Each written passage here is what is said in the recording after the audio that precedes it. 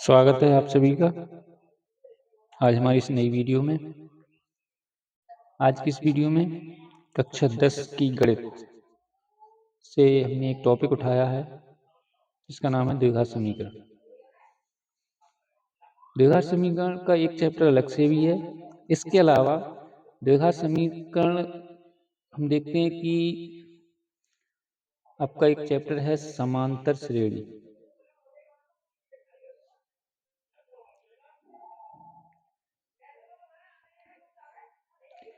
इस चैप्टर में भी हमें द्विघात समीकरण को हल करने की जरूरत पड़ती है। इसके अलावा एक चैप्टर है बहुपद। उस चैप्टर में भी हमें इसकी जरूरत पड़ती है। इसके अलावा एक चैप्टर और है जिसमें हमें द्विघात समीकरण को हल करने की जरूरत पड़ती है। तो देखा जाए तो द्विघात समीकरण बहुत ही इम्पोर्टेंट है कक्षा 10 के लिए। तो आज हम सीखेंगे कि द्विघात समीकरण को हम कैसे हल करते हैं। वीडियो में अंत तक बने रहिएगा और बहुत ध्यान से आपको देखना है कि कैसे द्विघात समीकरण को हम हल करते हैं। हमारी कक्षा 10 की किताब में द्विघात समीकरण को हल करने की 3 विधियां दी गई, जिसमें से पहली विधि है गुणनखंड विधि,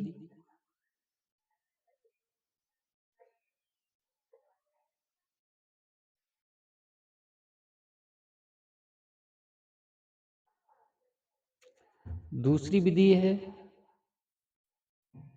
श्रीधराचार्य के सूत्र से, जिसमें सूत्र दिया होगा उस सूत्र की सहायता से हम समीकरण को हल करते हैं।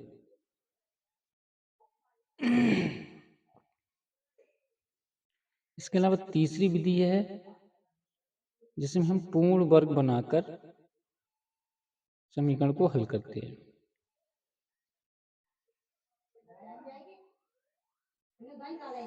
मेरी कोशिश ये रहेगी कि आज एक ही वीडियो में मैं आपको तीनों विधियां समझा सकूं।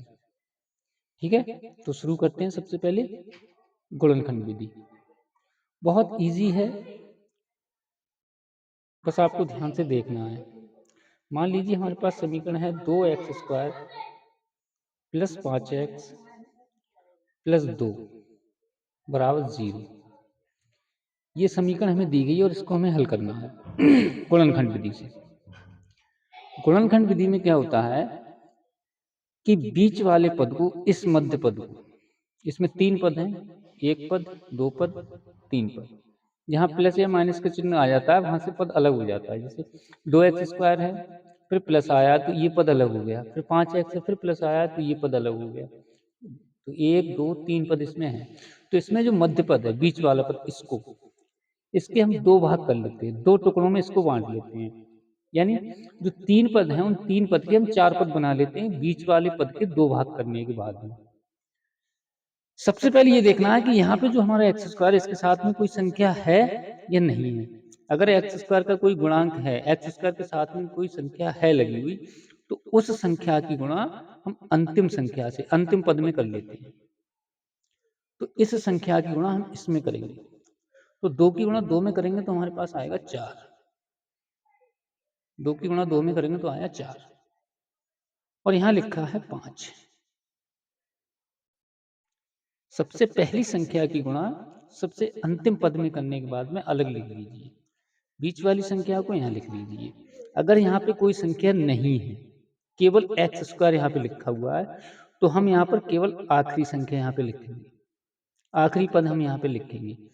किंतु यदि x² के साथ में कोई संख्या है तो उसकी गुणा इसमें करने के बाद उस गुणनफल को हम यहाँ पे लिखेंगे। हाँ, अगर इसके साथ में कोई संख्या नहीं होती तो केवल ये वाला पद हम यहाँ पे लिख देते। चूंकि यहाँ पे ये संख्या लिखी हुई है तो इसकी गुणा इसमें करने के बाद तब हम इसको यहाँ पे लिखेंगे। अब हमें यहाँ पे लिखना है, ये जो हमने गुणा की है यहाँ हम लिखेंगे a गुणा b। फिर हमें देखना है कि यहाँ पर कौन सा चिन्ह लगा हुआ है। यहाँ पे माइनस भी हो सकता है, यहाँ पे प्लस भी हो सकता है। अगर यहाँ प्लस लगा हुआ है, अंतिम पद से पहले अगर प्लस लगा हुआ है तो हम यहाँ लिखेंगे a प्लस बी। अगर यहाँ माइनस लगा होता तो हम यहाँ पे लिखते a माइनस बी। ध्यान देना है, इस चीज पे बहुत ध्यान देना है कि यदि अंतिम पद से पहले प्लस लगा है तो हम यहाँ लिखेंगे a प्लस बी, और यदि अंतिम पद से पहले माइनस लिखा है तो हम यहाँ लिखेंगे a माइनस बी। क्योंकि यहाँ पे प्लस है तो हम लिखेंगे a प्लस बी। अब हमारे पास हो गया कि a into B equal to 4, a plus B equal to 5। मतलब हमें दो संख्याएं ऐसी देखनी है जिसमें दो संख्याएं हों और उनकी अगर हम गुणा करें तो हमें गुणनफल 4 मिले। मतलब उन दोनों संख्याओं की गुणा करें तो आंसर आए 4, और उन दोनों संख्याओं को अगर हम जोड़ दें तो आंसर आना चाहिए 5। दो संख्याएं, उन्हीं दोनों संख्याओं को गुणा करने पर 4 और जोड़ने पर 5 प्राप्त हो, ऐसी दो संख्याएं। तो हम देखते हैं ऐसी दो संख्याएं हैं 4 और 1। 4 और 1, 4 और 1 की अगर हम गुणा करेंगे तो 4 एकम 4, और 4 और 1 को अगर हम जोड़ेंगे तो होगा 4 और 1 5। देखिए, गुणा करने पर 4, जोड़ने पर 5, तो गुणा की तो 4, जोड़ा तो 5। यानी हमें दो संख्या प्राप्त हुई 4 और 1। इसी को हम यहाँ पे लिख लेंगे। पहला पद ज्यों की त्यों 2x² प्लस इसके दो भाग करेंगे 4 प्लस 1, 4 प्लस 1। 5 को हमने ब्रैकेट में लिख लिया दो टुकड़ों में, 4 प्लस 1। x को यहाँ रहने दो, प्लस 2 इक्वल टू 0। अब देखिए आगे 2x² प्लस 4 की गुणा हम x में करेंगे तो 4 की गुणा x में करेंगे तो आएगा हमारे पास 4x। x की गुणा 1 में करेंगे तो x एकम x प्लस 2 बराबर 0। देखिए हमारे पास 4 पद हो गए, 1 2 3 4, 4 पद हो गए। अब हम दो पद अलग करेंगे और ये दो पद अलग करेंगे। अब हम इन दोनों पदों में देखेंगे कॉमन क्या है। कॉमन का मतलब होता है एक ऐसी चीज जो यहाँ भी हो और जो यहाँ भी हो। कॉमन वो चीज जो इसमें भी है इसमें भी है। पहली बात तो x यहाँ भी है और यहाँ भी है, तो हम x लेंगे कॉमन। उसके बाद में दो यहाँ है, दो यहाँ पे भी है। यहाँ पे कैसे है? यहाँ पे ऐसे कि 4 जो है उस 4 को हम लिख सकते हैं 2 दूनी 4। तो ये 2 आ गया, 4 में जो 2 है वो शामिल है क्योंकि 2 दूनी 4 होता है। तो यहाँ पे हम 2 कॉमन ले लेंगे क्योंकि 2 यहाँ भी है और 2 दूनी 4, 2 इसमें भी शामिल है, तो 2x आ गया कॉमन। अब इससे हम भाग करेंगे इसको, 2x से भाग करेंगे 2x² को। तो 2x² का मतलब हुआ 2 इंटू एक्स, क्योंकि स्क्वायर का मतलब होता है दो बार गुणा। तो x पे स्क्वायर है तो इसको दो बार लिखेंगे। यहाँ पे कॉमन लिया हमने 2x। अब हम 2 से 2 काट देंगे, x से x काट देंगे, हमारे पास बचा केवल x। तो उस x को हम ब्रैकेट के अंदर लिख लेंगे। अब 2x से हम भाग करेंगे 4x को। 4x को भाग करेंगे 2x से, तो x से x कट जाएगा, 2 दूनी 4, केवल 2 आया, वो 2 हम लिख लेंगे यहाँ पे प्लस। अब यहाँ पे भी हमें कॉमन देखना है कि ऐसी कौन सी चीज जो यहाँ भी है यहाँ भी है। दोनों संख्याएं अलग अलग है, x अलग है, 2 अलग है। कोई संख्या ऐसी नहीं दिख रही जो कॉमन हो, लेकिन है। जहाँ कुछ भी कॉमन नहीं होता है वहां पे एक कॉमन होता है। क्यों? अगर हम x को हम लिख सकते हैं x गुणा 1, x एकम x। 2 को हम लिख सकते हैं 2 गुणा 1, 2 एकम 2। तो एक इसमें भी है एक इसमें भी है लेकिन छिपा हुआ है मगर। तो हम यहाँ से कॉमन लेंगे 1, और 1 से हम किसी भी संख्या को भाग करें आंसर वही आता है जो संख्या भाग कर रहे हैं। तो 1 से जब हम x को भाग करेंगे तो x ही आएगा, 1 से जब हम 2 को भाग करेंगे तो 1 दूनी 2, यही आएगा। अब हमें ये ध्यान देना है, इतना सब करने के बाद में हमारे पास दो ब्रैकेट होंगे, दोनों ब्रैकेट में ये वाली ब्रैकेट और ये वाली ब्रैकेट बिल्कुल हमें सेम मिलनी चाहिए, एक जैसी। तो देखिए यहाँ भी x प्लस 2 है, यहाँ भी x प्लस 2 है। अगर ये दोनों ब्रैकेट सेम है इसका मतलब हमारा सवाल सही हो रहा है।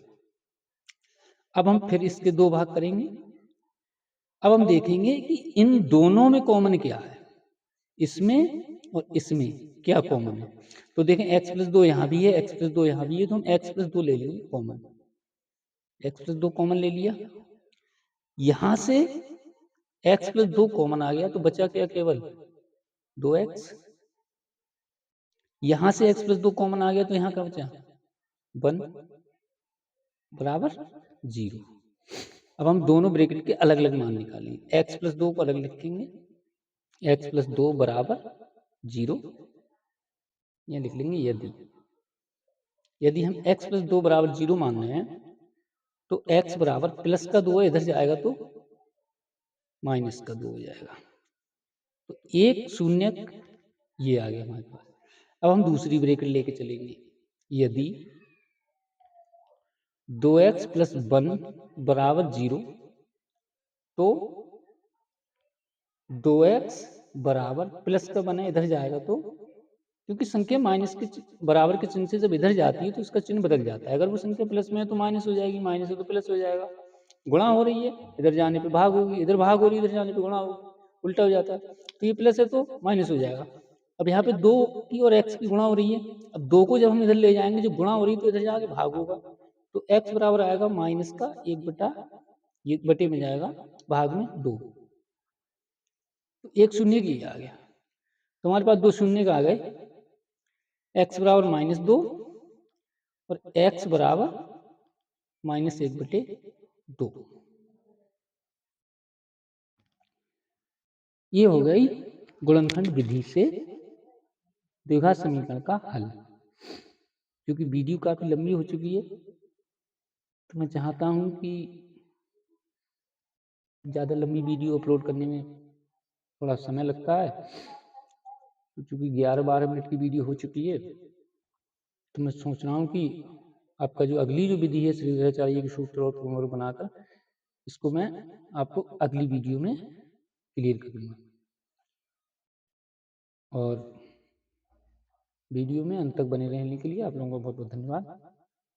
चैनल को लाइक और सब्सक्राइब जरूर कीजिएगा अगर आपको वीडियो अच्छी लग रही है तो। धन्यवाद।